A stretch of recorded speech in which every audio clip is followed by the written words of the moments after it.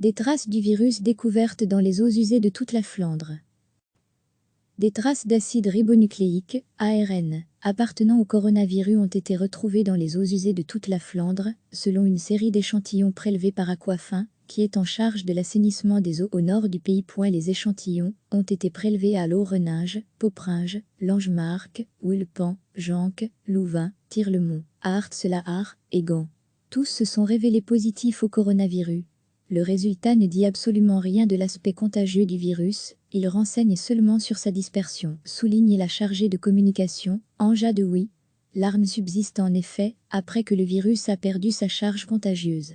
Plus aucune trace du virus n'a, par ailleurs, été retrouvée dans les eaux après assainissement. Ces résultats sont conformes aux prévisions et sont comparables avec ce qui a été constaté aux Pays-Bas, où le virus avait été repéré dans les eaux usées à Tilburg, ainsi que dans les stations d'épuration. Recevez chaque matin l'essentiel de l'actualité. Des traces d'acide ribonucléique, ARN, appartenant au coronavirus ont été retrouvées dans les eaux usées de toute la Flandre, selon une série d'échantillons prélevés par Aquafin, qui est en charge de l'assainissement des eaux au nord du pays. Les échantillons ont été prélevés à Laurenage, Poperinge, Langemarck, Wilpan, Janque, Louvain, Tirlemont, Aarts-la-Haar et Gand. Tous se sont révélés positifs au coronavirus.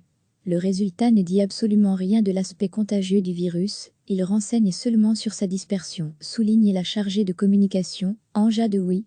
L'arme subsiste en effet, après que le virus a perdu sa charge contagieuse.